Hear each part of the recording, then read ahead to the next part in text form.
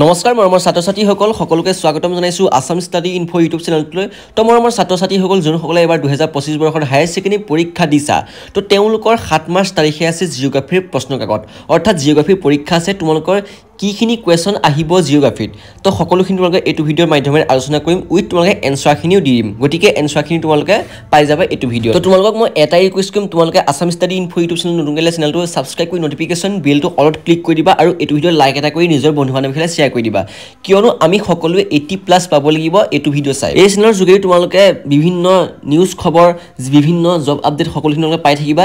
গতিকে তোমালোকে চেনেলটো ছাবস্ক্ৰাইব কৰি ল'বা আৰু তোমালোকে আমাৰ হোৱাটছআপ চেনেলত জইন হ'বা, ডেছক্ৰিপশ্যনৰ লিংক আছে, তাত জইন হ'লে এটাই তোমালোকৰ লাভ হ'ব, তাত আমি লেটেষ্ট যিসমূহ কুৱেশ্যন এনচাৰ আহি থাকে সকলোখিনি তোমালোকে তাত দি থাকোঁ। তো তোমালোকে আমাৰ হোৱাটছআপ চেনেলত জইন হ'বা। তো এতিয়া ধুনীয়াকৈ কুৱেশ্যন এটা তোমালোকে লিখি লোৱা, আমি এতিয়া আৰম্ভ কৰিছোঁ। লেটছ গ'। তো মৰমৰ ষ্টুডেণ্টছ, তোমালোকে প্ৰথমটো কুৱেশ্যন চাবা। প্ৰথমটো কুৱেশ্যন অতিকৈ গুৰুত্বপূৰ্ণ কুৱেশ্যন আৰু এইটো যিটো কুৱেশ্যন বহুতো ষ্টুডেণ্টে জানিব আৰু বহুতে নাজানিব পাৰে।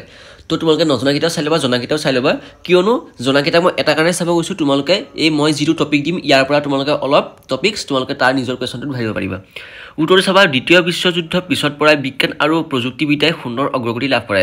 আৰু মই এটা কাম কৰিম, স্পীডত কৈ যাম, তোমালোকে যোনখিনি থাকি গৈছে তোমালোকে ৰখাই কুৱেশ্যনটো লিখি ল'বা। কিন্তু মানুহৰ বৌদ্ধিক বিকাশে পৃথিৱীত বিভিন্ন প্ৰয়োজনীয় পৰিৱেশ গঢ় দিয়ে, কিয়নো মানুহৰ জ্ঞান আৰু কৌশল অন্য প্ৰাণীতকৈ যথেষ্ট বেছি। প্ৰকৃতিক পৰিৱেশৰ প্ৰয়োজন সালসলনি কৰি লোৱা সম্ভাৱনা বিশ্বাস মানৱ ভূগোলৰ চৰ্চাত মতবাদটোক সাম্ভাব্যবাদ বুলি কোৱা হৈছে। ঠিক আছে, তাৰপাছত কৈছে যে ভাইডেল দা ব্লাছিয়ে এই মতবাদটো আগবঢ়াইছিলে। জিন ব্ৰন্স এলিচি ৰেকলাছ ইমানুৱেল দা মাৰ্টিন আদি সকলোৱে সাম্ভাব্যবাদৰ অনুগামী আছিল। আৰু এইটো টপিকটো তোমালোকে জানিলে তোমালোকৰ ইয়াৰ পৰা 1 নম্বৰ কুৱেশ্যন আহিলেও তোমালোকে কৰিব পাৰিবা। নেক্সট কুৱেশ্যনটো আহিলে প্ৰব্ৰজনৰ সোঁত কেইটা আৰু কি কি? প্ৰব্ৰজনৰ সোঁত হৈছে 4টা। ঠিক আছে, 4টা প্ৰব্ৰজনৰ সোঁত। তো 1 নম্বৰ চাবা গাঁৱৰ পৰা গাঁৱলৈ, 2 হৈছে গাঁৱৰ পৰা নগৰলৈ, 3 হৈছে নগৰৰ পৰা নগৰলৈ আৰু 4 হৈছে নগৰৰ পৰা গাঁৱলৈ। একেবাৰে সহজ কুৱেশ্যন আৰু এইটো কুৱেশ্যন তোমালোকক কিনো কম, এইটো একেবাৰে সহজ, তোমালোকে পৰীক্ষা দিলে ডাইৰেক্ট ইজিলি লিখি দিব পাৰিবা। ঠিক আছে, এনেই তোমালোকে 2-3 নম্বৰ আহি যাব, এনেই তোমালোকে পাই যাবা। তাৰপাছতে কুৱেশ্যনটো আহিলে প্ৰব্ৰজনৰ আকৰ্ষক আৰু বিকৰ্ষক কাৰক কাক বোলে? প্ৰব্ৰজনৰ আকৰ্ষক আৰু বিকৰ্ষক কাৰকটো তোমালোকে চাই ল'বা। উত্তৰটো দিছে যে প্ৰথমতে প্ৰব্ৰজনৰ আকৰ্ষক কাৰক। প্ৰব্ৰজনৰ আকৰ্ষক কাৰকটো তোমালোকে টপিকটো লিখি লোৱা, তাৰ বিষয়ে অলপ লিখি দিবা। ঠিক আছে, মই স্ক্ৰীনত দেখাই দিছোঁ, তোমালোকে এইটো গোটেইটো লিখি দিয়া। এইটো মই কৈ দিয়া নাই, এনেই টাইমটো লছ হ'ব তোমালোকৰ যিহেতু মাজত এদিন আছে। তাৰপৰা 2 নম্বৰ অপশ্যনটো চাবা প্ৰব্ৰজনৰ বিকৰ্ষক কাৰক। প্ৰব্ৰজনৰ আকৰ্ষক কাৰক আৰু বিকৰ্ষক কাৰকটো তোমালোকে চাই লোৱা। এইটো কুৱেশ্যন ক্লিয়াৰ কৰি লোৱা। ঠিক আছে, ইয়াৰ পৰা তোমালোকৰ পাৰ্থক্য আহিলেও তোমালোকে লিখিব পাৰিবা এই টপিকটোৰ পৰাই। নেক্সট কুৱেশ্যনটো আহিলে মানুহৰ বিত্তীয় গাঁথনিৰ বিষয়ে লিখা। মানুহৰ বিত্তীয় গাঁথনিৰ বিষয়ে লিখা। তো উত্তৰটো চাবা মানুহৰ কৰ্মত জনসংখ্যা নিজকে অৰ্থনৈতিক কাম কাজত নিয়োজিত কৰে। এনে অৰ্থনৈতিক কাম কাজবোৰ হৈছে 1 নম্বৰ চাবা প্ৰাথমিক বৃত্তি, ইয়াত ব্ৰেকেটৰ ভিতৰত দিয়া হৈছে কৃষি পশুপালন মৎস্য পালন আদি, এইবিলাক হৈছে প্ৰাথমিক বৃত্তি। ঠিক আছে, 2 নম্বৰত আহিলে দ্বিতীয়ক বৃত্তি, অৰ্থাৎ এইখিনি তোমালোক কি হয় নিৰ্মাণ শিল্পী কুটিৰ শিল্প আদিবিলাক তোমালোকৰ ইয়াত কি হয় দ্বিতীয় বৃত্তিত পৰে। 3 নম্বৰ হয় তৃতীয় বৃত্তিত তোমালোকক কি পৰে শিক্ষক উকিল চিকিৎসক আদি তোমালোকৰ এইবিলাক কিহত পৰে তৃতীয় বৃত্তিত পৰে। আৰু চতুৰ্থ বৃত্তিত পৰে তোমালোকৰ গৱেষণা আৰু উন্নয়নশীল চিন্তাসমূহ। আৰু 5 নম্বৰত পৰে পাছুতীয়া বৃত্তি উচ্চ পৰ্যায়ৰ পৰামৰ্শদাতা নীতি নিৰ্ধাৰক আৰু জ্ঞানভিত্তিক উদ্যোগসমূহ। ঠিক আছে, এই 5টা তোমালোকে চাই ল'বা। ঠিক আছে, এইটো কুৱেশ্যন ক্লিয়াৰ। নেক্সট কুৱেশ্যনটোলৈ আগবাঢ়িছোঁ, উন্নয়নশীল দেশসমূহৰ মহিলাৰ জনসংখ্যা কম হোৱাৰ কাৰণ কি? ঠিক আছে, এইটো কুৱেশ্যন তোমালোকে চাবা যে কুৱেশ্যনটো পৰীক্ষাত আহিব উন্নয়নশীল দেশসমূহৰ মহিলাৰ জনসংখ্যা কম হোৱাৰ কাৰণ কি? উত্তৰটো হৈছে উন্নয়নশীল দেশসমূহৰ মহিলাৰ জনসংখ্যা কম হোৱাৰ কাৰণটো হৈছে 1 নম্বৰ লিখিবা নগৰত মহিলাৰ বাবে আশ্ৰয়ৰ অভাৱ, 2 হৈছে নগৰীয়া ব্যয়বহুল জীৱন মাত্ৰা, 3 হৈছে কম বা অশিক্ষিত মহিলাৰ বাবে বিয়োগৰ অসুবিধা আৰু 4 হৈছে নিৰাপত্তাৰ অভাৱ। এই 4টা পইণ্ট চাই থোৱা। ঠিক আছে, এইটো কুৱেশ্যন তোমালোক ক্লিয়াৰ। নেক্সট কুৱেশ্যনটো আহিলে যে বাণিজ্যিক কৃষকে শস্য উৎপাদন কৰাৰ মূল লক্ষ্য কি? এইটো কুৱেশ্যন তোমালোকৰ পৰীক্ষাত 1 নম্বৰ আহিব। 1 নম্বৰ তোমালোকে গোটেই পাই যাবা। চাবা দেই, উত্তৰটো চাবা বাণিজ্যিক কৃষকে শস্য উৎপাদন কৰাৰ মূল লক্ষ্য হ'ল কৃষকে শস্য নিজে ব্যৱহাৰ কৰাৰ পৰিৱৰ্তে উৎপাদিত শস্য বিক্ৰী কৰি ধন আৰ্জন কৰে। ঠিক আছে, ধন আৰ্জন কৰে সেইবোৰ বিক্ৰী। নেক্সট কুৱেশ্যনটো আহিলে যে পৃথিৱীত দুগ্ধ উৎপাদনৰ প্ৰসিদ্ধ অঞ্চল 4টা কি কি? এইটো পৰীক্ষাত আহিব।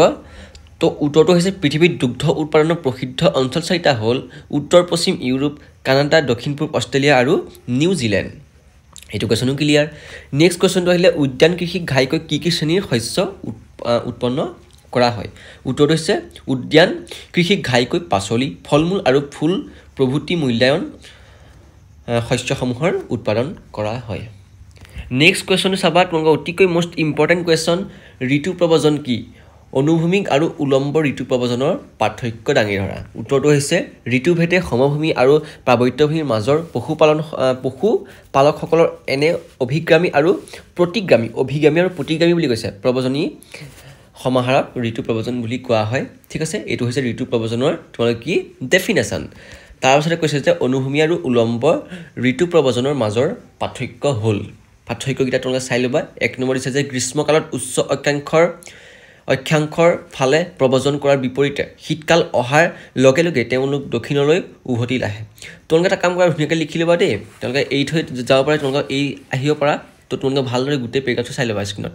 এনেধৰণৰ প্ৰব্ৰজনক অনুভূমিক ঋতু প্ৰব্ৰজন বুলি কোৱা হয় আনহাতে হিমালয়ৰ নামনিত বসবাস কৰা লোকসকলে শীতকালত গিৰিপদী তৃষ্ণাঞ্চল আৰু গ্ৰীষ্মকালত হিমালয়ৰ উচ্চ অৱস্থানৰ তৃণভূমিত পশুচাৰণত লক্ষ্যৰে প্ৰব্ৰজন কৰে এনেধৰণৰ প্ৰব্ৰজনক উলম্ব প্ৰব্ৰজন বুলি কোৱা হয় তাৰপিছত 2 নম্বৰ চাবা টুণ্ডা অঞ্চলৰ অঘৰী পশুপালকসকলে অনুভূমিক প্ৰব্ৰজন কৰে আনহাতে হিমালয়ৰ নামনিত বসবাস কৰা গৰ্জৰ বকৰৱাল গদ্দী আৰু ভুটীয়াসকলে উলম্ব প্ৰব্ৰজন কৰে ঠিক আছে সেইটো কুৱেশ্যন ক্লিয়াৰ এই যিটো কুৱেশ্যনটো গোটেই ধুনীয়াকৈ লিখি ল'বা মই তোমালোকে লাহে লাহে দেখাই দিছোঁ ঠিক আছে মই প্ৰথমতে তোমালোকে কৈ দিলোঁ তাৰপাছত তোমালোকে লিখি ল'বা এইটো কুৱেশ্যন কিন্তু মোষ্ট ইম্পৰ্টেণ্ট কুৱেশ্যন পৰীক্ষাত অহাৰ সম্ভাৱনা আছে প্ৰায় সম্ভাৱনা নেক্সট কুৱেশ্যনটো আহিলে মিশ্ৰ কৃষিৰ বৈশিষ্ট্যসমূহ উপস্থাপন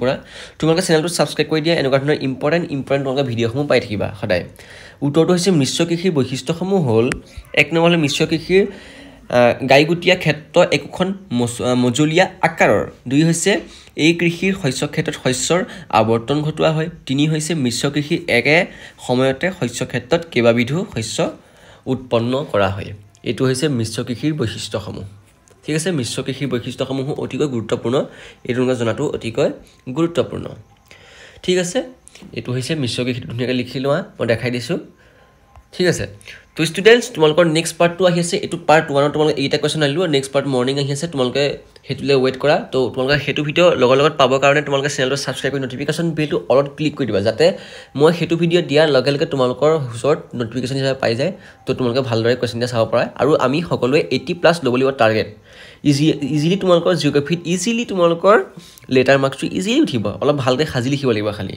কথাখিনি বুজি পাব লাগিব ঠিক আছে আৰু কথাখিনি বুজি পাবলৈ তোমালোকে ইমান ডাঙৰো নহয় তোমালোকে ধুনীয়াকৈ এই যি পেগাপটো অসমীয়াতে লিখা আছে গোটেইকেইটা তোমালোকে পঢ়িলে ইজিলি তোমালোকে পাই যাবা আৰু ইংলিছ মিডিয়াম সকলক মই এটা কথা কওঁ তোমালোকে গুগল ট্ৰান্সলেট ইউজ কৰিব পাৰিবা ইংলিছলৈ কনভাৰ্ট কৰি ল'ব পাৰিবা তো আজিলৈ ভিডিঅ'টি মানে চেনেলটো ছাবস্ক্ৰাইব নটিফিকেশ্যন বেলটো অলপ ক্লিক কৰি দিবা নিজৰ বন্ধু বান্ধৱীলৈ শ্বেয়াৰ কৰি দিবা যাতে সকলোৱে 80+ লয় তো আজিলৈ ভিডিঅ'টি মানে ধন্যবাদ জয় অসম